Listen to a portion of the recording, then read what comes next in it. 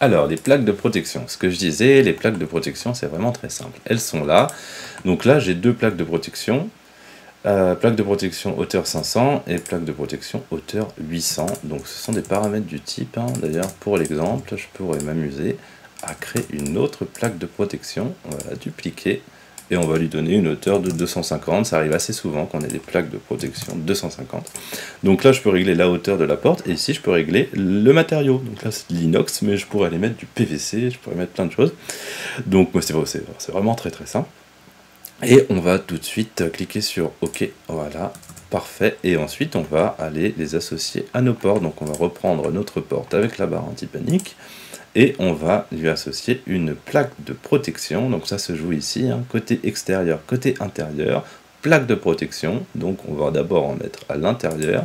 Donc là, c'est pareil, je clique sur ma liste, je tape plaque de protection, c'est le mot-clé. Je retrouve mes trois hauteurs, je vais mettre là 500 par exemple. Et je vais cliquer sur OK. Voilà, aussi simple que ça, j'ai ma plaque de protection qui est là. J'en ai pas mis à l'extérieur, mais je peux en mettre une à l'extérieur, pourquoi pas. Ça va marcher très bien, donc on peut carrément copier-coller le champ ici, pour aller plus vite. Voilà, donc ça marche très très bien. Et là, je vais vous montrer un autre petit truc qui va vous donner des idées, peut-être pour personnaliser ajouter des features de façon autonome à votre porte. Donc typiquement, je vais aller à l'intérieur de cette plaque de protection. Alors je ne me suis pas entraîné avant de faire ce tuto, donc on va le faire vraiment en live. Je vais me mettre ici, donc j'ai ma plaque de protection qui est là, voilà, qui est là. Et je vais lui rajouter un petit élément, une petite ligne ici à noter. On va mettre une ligne symbolique qu'on va venir mettre ici comme ça, voilà.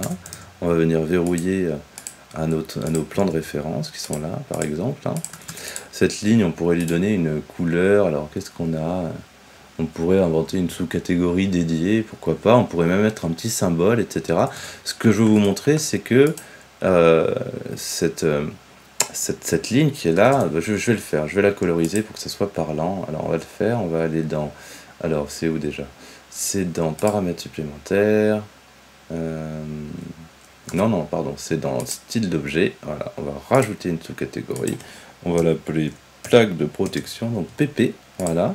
Et on va lui donner une petite allure un peu rouge par exemple, et avec une épaisseur de trait un peu plus grande, pourquoi pas, comme ça, PP, voilà. Et cette ligne, je vais dire que c'est la ligne PP, comme ça, et c'est super. Et donc je vais maintenant charger cette plaque de protection avec sa petite ligne dans mon projet, et vous allez voir que ça peut être assez pratique pour documenter ses plans, pour enrichir son projet, voilà, pour s'adapter. Donc on va y aller, voilà, là elle est chargée. Et maintenant si je vais dans ma vue en plan, hop, vous allez voir qu'ici j'ai mes deux petits traits qui sont apparus là, et donc ça va pouvoir me faire une légende. Je vais pouvoir très rapidement repérer sur un plan les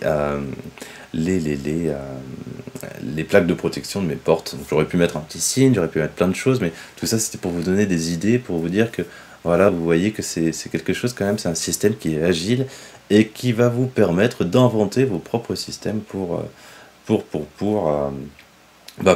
repérer ici vos plaques de protection, tout simplement. Mais on pourrait le faire avec les poignées, avec les bâtons de maréchaux, avec les barres anti-panique, on pourrait le faire avec tous les éléments, ce que je viens de faire là. Donc c'est vraiment quelque chose auquel il faut penser, parce que ça peut vous aider à documenter vos plans, c'est principalement pour les plans tout ça, à documenter vos plans de façon très facile. Ensuite vous pourrez rajouter des paramètres de visibilité sur cette petite ligne, pour rajouter des features, etc. Donc c'est des choses que vous allez pouvoir faire, c'est des choses qu'on a prévu de faire dans une prochaine version de Tazargate, mais pour l'instant on explique aux gens comment le faire, on verra comment c'est utilisé et on verra s'il faut en mettre plus. Voilà pour les plaques de protection. Et la deuxième partie, la prochaine partie du programme, c'est les décors. Les décors, c'est très sympa. Qu'est-ce que c'est les décors? Les décors, c'est ce que nous avons là, et donc on va voir comment les utiliser. A tout de suite.